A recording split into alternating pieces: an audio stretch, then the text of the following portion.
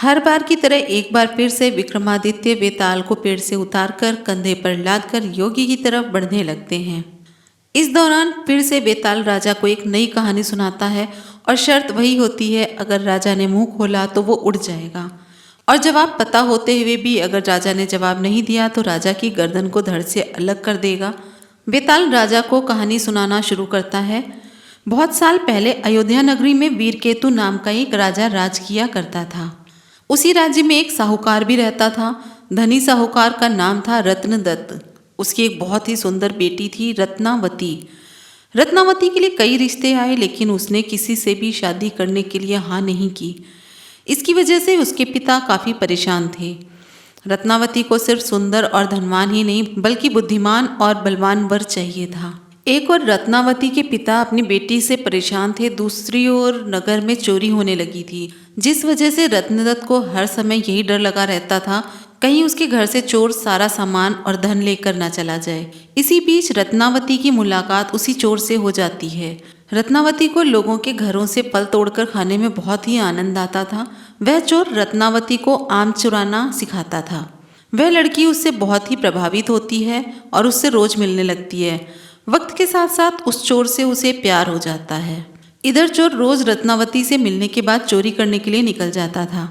उधर अयोध्या में बढ़ती चोरी से परेशान राजा ने सारे मंत्रियों और पहरेदारों को डांट लगाते हुए कहा, नगर में रोज चोरियां हो रही हैं, लेकिन ना तो कोई उसे पहरेदार पकड़ पा रहा है, ना ही कोई उसे मंत्री पकड़ने की योजना बना पा रहे हैं। इसके बाद राजा ने खुद चोर को पकड़ने का फैसला किया।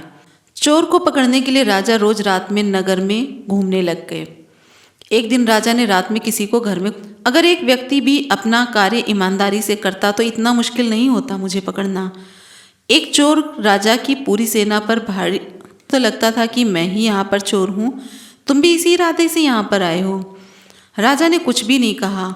इसके बाद चोर कहता है, तुम भी चोरी के इरादे से आए हो और मैं भी, तो तुम्हें डरने की कोई ज़रूरत नहीं है, तुम एक तरह से मेरे मित्र ही हो। इसके बाद चोर राजा वीरकेतु को अपने घर चलने का निमंत्रण देता है।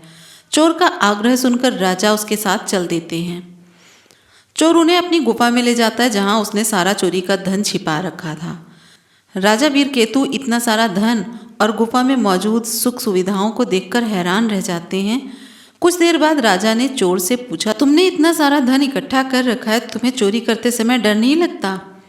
चोर जोर जोर से हंसकर कहता है, राजा की सेना में कोई भी साहसी नहीं है और ना ही वो अपने काम को ईमानदारी से कर रहे हैं। एक चोर राजा की पूरी सेना पर भारी पड़ गया, वहाँ कोई योद्धा है ही नहीं।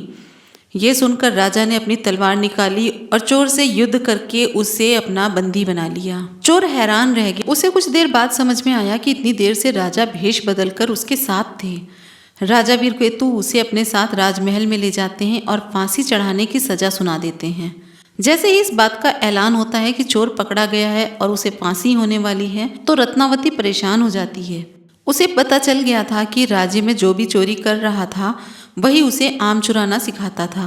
परेशान होकर रत्नावती अपने पिता रत्नदत्त से कहती है, पिताजी, जिस व्यक्ति को मैं मन ही मन अपना पति मान चुकी हूँ उसे राजा ने पकड़ लिया है और वो उसे फांसी पर लटकाने वाले हैं, आप कुछ कीजिए। रत्नदत्त को अपनी बेटी की बात समझ में ही नहीं आती। तब वह अपने पिता को चोर और अपनी मुलाकात के बारे में विस्तार से बताती है और कहती है कि वो उसके बिना नहीं रह सकती। रत्नदत्त अपनी बेटी को समझाने की कोशिश करता है। जब बेटी नहीं मानती है तो वो मजबूर होकर राजा के पास चला जाता है।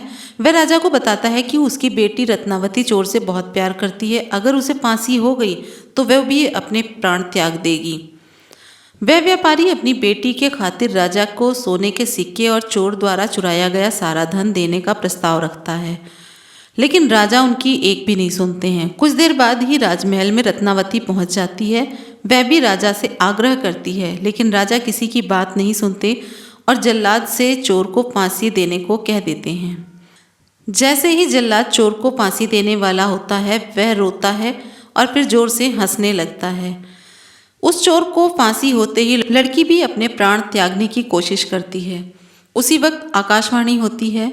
भगवान रत्नावती से कहते हैं, हे पुत्री, तुम्हारा प्रेम बहुत पवित्र है, तुम्हारे इस प्यार को देखकर हम बहुत खुश हुए हैं, तुम मांगो, तुम्हें जो भी मांगना है।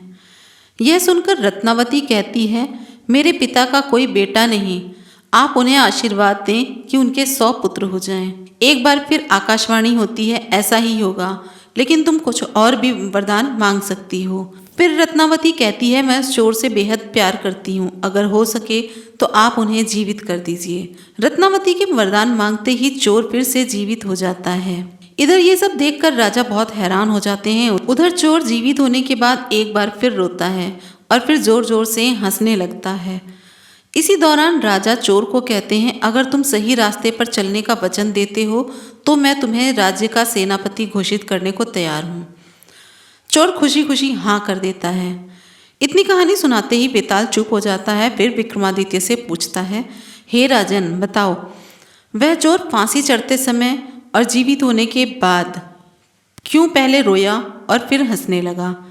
राजा ने जवाब दिया, सुन बेताल, चोर को इस बात का दुख हुआ कि उसने जीवन में सिर्फ चोरी ही की है, इसके बाद भी इतनी सुंदर लड़की उसके लिए मरने के लिए तैयार है। हंसा इसलिए क्योंकि उसने सोचा एक ऐसी लड़की जिससे सुकुमार भी शादी करना चाहते हैं, उसे प्यार भी हुआ तो एक चोर से। दोबारा जिंदा होने के बाद वो नया जीवन मिलने पर रोया और भगवान के खेल को देखकर खुश हुआ।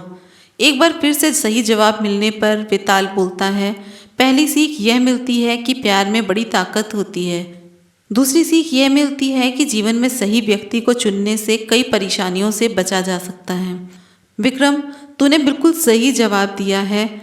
बेताल बहुत खुश होता है क्योंकि विक्रमादित्य ने बिल्कुल सही जवाब दिया था, लेकिन फिर वो उस विक्रमादित्य से कहता है कि जवाब तो तूने सही दिया है, लेकिन अपनी शर्त के बारे में भूल गया था कि तू बोलेगा तो मैं वापस जाकर उल्टा पेड़ पर लटक जाऊंगा।